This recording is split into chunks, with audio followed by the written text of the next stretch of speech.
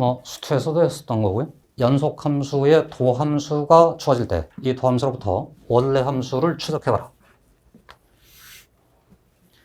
그럼 도함수의 부호가 바뀌는 지점하고 도함수의 극점들이 다 의미 있는 지점들이 돼서 하얀색으로 내려온 선들은 극점의 위치를 대변하기도 하고 미미한 주제 하나를 대변하기도 합니다. 노란색으로 내려온 점이 도함수의 극점을 통하기 때문에 반드시 도함수의 극점의 위치가 원래 함수의 어떤 위치가 된다고? 변곡점의 위치가 될 것이다. 괜찮아요? 여러분 손을 한번 그려보세요. 증가할 테고요. 위로 볼록 거기까지 왔습니다.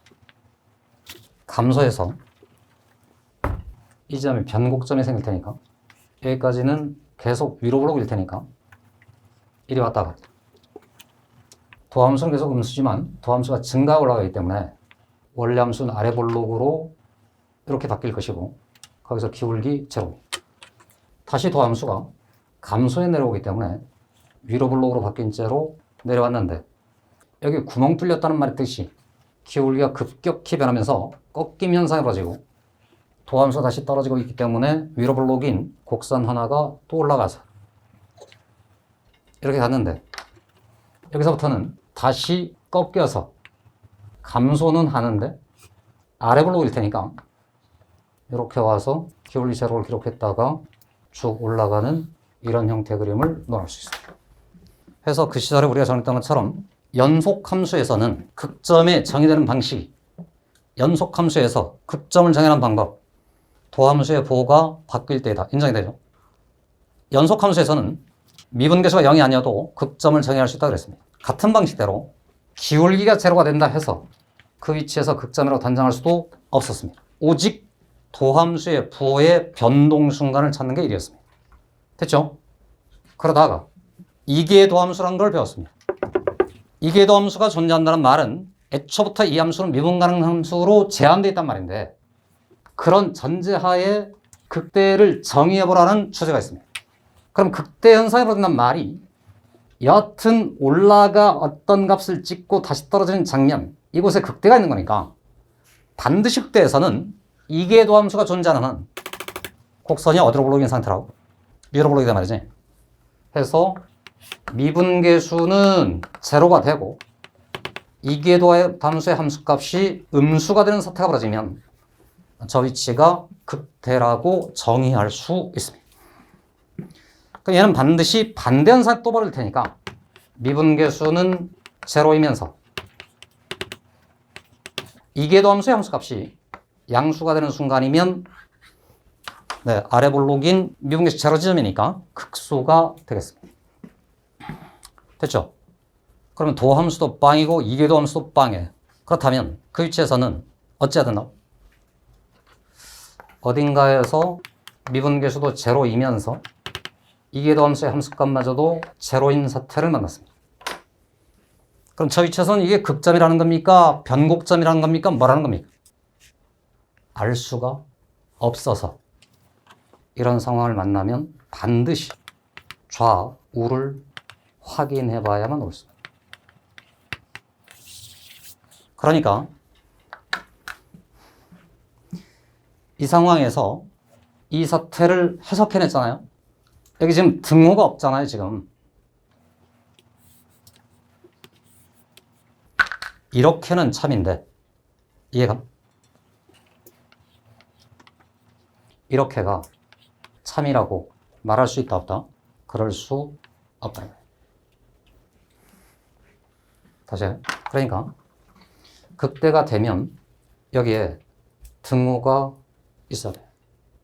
내려갈 때는, 올라갈 때는 등호가 없어야 되고 내려올 때는 거기 등호가 있을 수 있다는 겁니다. 그러니까 해석하기를 얘를 먼저 해석이 되면 기울기는 제로인데 위로 볼록인 거니까 극대다라는 것이 확정합니다. 같은 방식으로 기울기는 제로인데 아래 볼록이면 극소이다. 그건 된다 이 말입니다. 문제는 이 사태가 있기 때문에 저 위쪽으로부터 아래로 내려오는 이 논리가 여기서 문제가 된다 이 말이지. 무슨 일이 벌어졌느냐? 당장 x 세제곱 함수를 가정해보면 미분에서 0 대입하면 빵이고 두 번 미분해서 0 대입해도 빵이잖아요. 그럼 거기는 지금 변곡점이 되는 거잖아. 그런데 x의 4제곱이 되면은 미분계수도 빵이고 이계도 함수의 함수값도 빵인데 이 경우는 원점이 지금 극점이 되죠. 그러니까 여기는 반드시 이걸 확인해야만 최종 결과에 도달한다고 했습니다. 합성함수를 만났을 때 저 함수의 기본 해석 x로부터 fx로 가는 fx로부터 g바로 fx로 가는 두 단계의 결합된 모습으로 저 함수를 찾기로 했습니다. 해서 항상 합성을 만나면 괄호 속의 저 함수를 한 덩어리째 체크해 놓고 f 함수를 이을 때는 x에서 출발을 해서 그래프를 따라 이 y좌표 fx가 나타난 건데 gx라는 그래프를 가서 이 그래프상에 fx라는 놈을 찾아서 그 놈을 그래프에 대입시켜서 y축으로 하면 반드시 그곳에 gfx라는 놈이 나타나는 이런 구조를 한다고 했습니다. 해서 제일 중요한 것은 바깥쪽 함수를 그려 넣을 때 이 x축선상에 속에 있는 함수가 좌우로 이렇게 움직여 다닌다라는 이 생각. 그러면 항상 고1 때 했던 것처럼 x에서 f 함수 따라서 fx를 찾은 후 g 함수를 따라가서 g 괄호에 fx를 얻습니다라는 이 두 단계에 걸친 생각을 거치면 항상 어떻게 복잡하게 주어져도 모든 합성 함수를 정리할 수 있습니다. 됐죠? 이거의 미분식은 여러분이 다 찾는다 치고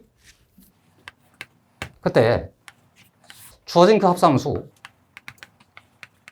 극점들을 확인해내는 상황이 벌어지는데 극점을 판단하는 방법 후보를 우리가 그때 두 개를 꼽았습니다. 기억나요?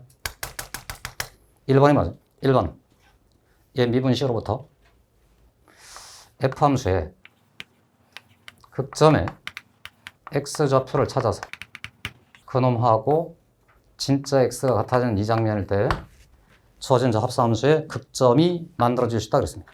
두 번째 경우가 있었는데 어쨌든 주어진 저 함수의 미분식을 가보면 g' 속에 fx에 f'x였는데 얘가 바로 지금 저 1번을 해석한 방식이고 얘를 해석하다 보면 다시 한번 강조하지만 괄호 속이 지금 fx이기 때문에